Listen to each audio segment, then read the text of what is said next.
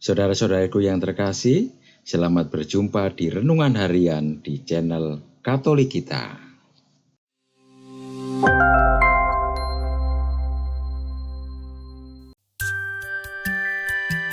Hari ini, Minggu, 10 Maret 2024, Hari Minggu Prapaskah 4, Hari Minggu Letare. Bacaan pertama. Bacaan diambil dari kitab kedua Tawarik, bab 36, ayat 14 sampai dengan 17a, dilanjutkan ayat 19 sampai dengan 23. Ketika Israel diperintah oleh Raja Zedekia, semua pemimpin di antara para imam dan rakyat berkali-kali tidak setia. Mereka mengikuti segala kekejian bangsa-bangsa lain. Rumah yang dikuduskan bagi Tuhan di Yerusalem mereka najiskan. Namun Tuhan, Allah nenek moyang mereka, berulang-ulang mengirim pesan melalui utusan-utusannya, karena Tuhan sayang kepada umatnya dan kepada tempat kediamannya. Tetapi mereka mengolok-olok para utusan Allah itu, menghina segala firman Allah, dan mengejek nabi-nabinya. Oleh sebab itu, murka Tuhan bangkit terhadap umatnya, sehingga tidak mungkin lagi ada pemulihan. Maka Tuhan menggerakkan raja orang-orang Kasdim. Mereka datang membakar rumah Allah, merobohkan tembok Yerusalem, dan membakar segala puri dalam kota itu, sehingga musnahlah segala perabotan yang indah-indah. Orang-orang yang masih tinggal dan terluput dari pedang diangkutnya ke Babel. Mereka dijadikan budak raja dan budak anak-anaknya sampai kerajaan Persia berkuasa. Dengan demikian, genaplah firman Tuhan yang diucapkan Yeremia.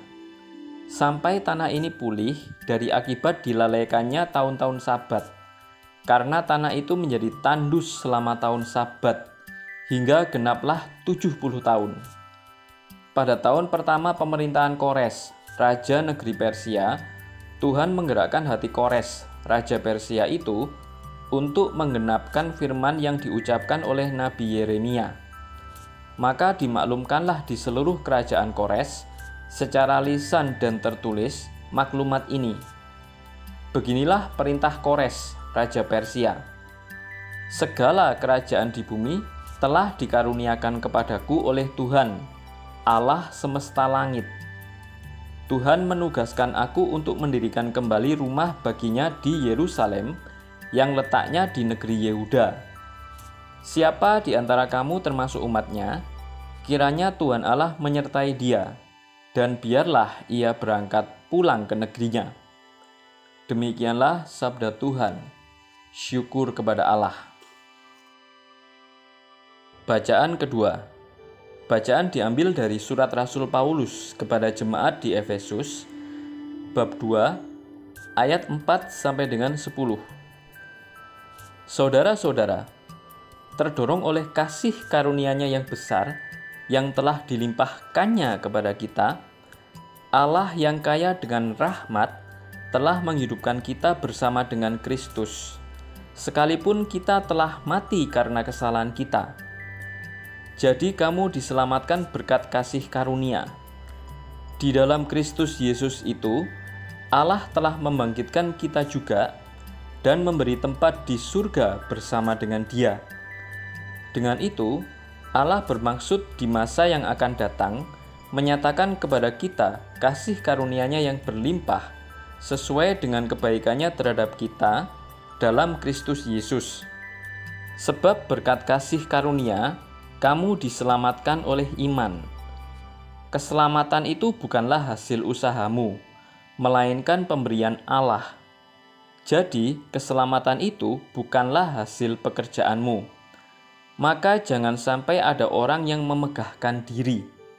Sebab sesungguhnya kita ini buatan Allah, diciptakan dalam Kristus Yesus untuk melakukan perbuatan-perbuatan baik yang sudah dipersiapkan Allah sebelumnya. Ia mau supaya kita hidup di dalamnya. Demikianlah sabda Tuhan. Syukur kepada Allah. Bacaan Injil. Bacaan diambil dari Injil Suci menurut Yohanes, bab 3, ayat 14 sampai dengan 21. Sekali peristiwa, Yesus berkata kepada Nikodemus yang datang kepadanya pada waktu malam, "Sama seperti Musa meninggikan ular di padang gurun, demikian juga Putra Manusia harus ditinggikan, supaya setiap orang yang percaya kepadanya beroleh hidup yang kekal. Karena Allah begitu mengasihi dunia ini, sehingga Dia telah mengaruniakan Putranya yang tunggal, supaya setiap orang yang percaya kepadanya tidak binasa, melainkan beroleh hidup yang kekal. Sebab Allah mengutus Putranya ke dalam dunia, bukan untuk menghakimi dunia, melainkan supaya dunia diselamatkan melalui Dia. Siapa saja yang percaya kepadanya, ia tidak akan dihukum. Siapa saja yang tidak percaya, ia telah berada di bawah hukuman, sebab ia tidak percaya dalam nama Putra Tunggal Allah. Inilah hukuman itu: cahaya telah datang ke dalam dunia, tetapi manusia lebih menyukai kegelapan daripada cahaya, sebab perbuatan-perbuatan mereka jahat. Sebab siapa saja yang berbuat jahat membenci cahaya dan tidak datang kepada cahaya itu, supaya perbuatan-perbuatannya yang jahat itu tidak tampak. Tetapi siapa saja yang melakukan yang benar, ia datang kepada cahaya, supaya menjadi nyata bahwa perbuatan-perbuatannya dilakukan dalam Allah.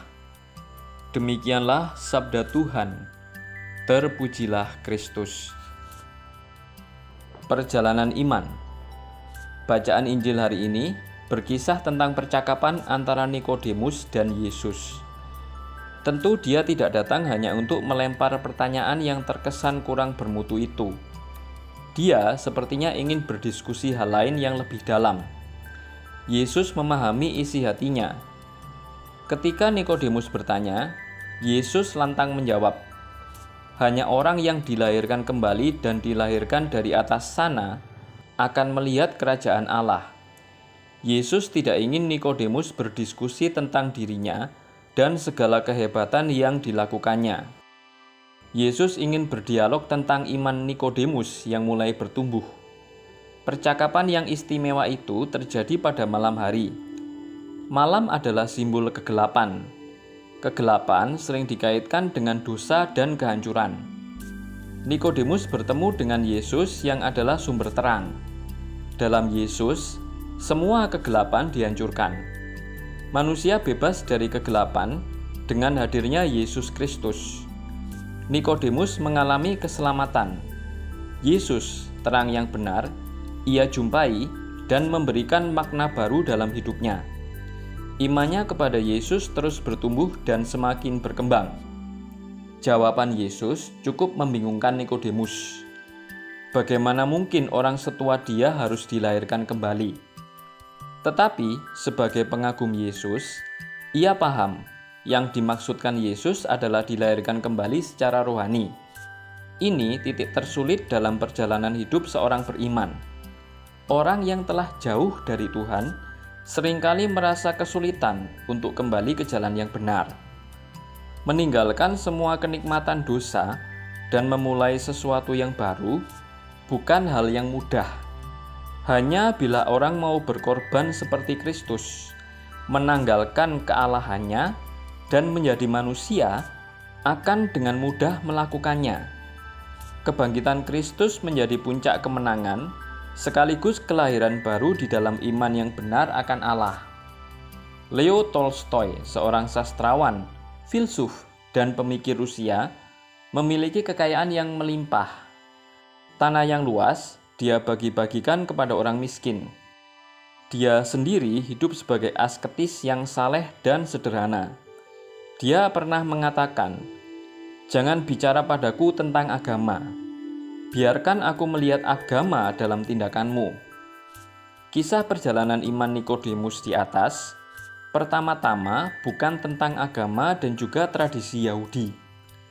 Nikodemus lahir sebagai manusia baru yang bertumbuh dalam iman tanpa keraguan terhadap Kristus. Oleh karena itu, masa Prapaskah ini menjadi saat yang baik bagi kita umat beriman untuk memperbaiki hubungan baik kita dengan Tuhan. Kita harus menumbuhkan kembali iman yang benar akan Kristus. Jika selama ini kita terjebak dalam malam gelap dosa, kelahiran kembali akan kita rasakan dalam kemuliaan salib Kristus yang akan bangkit mulia. Sudahkah saya menyadarinya? Ditulis oleh R.P. Benedictus Bani Okarm.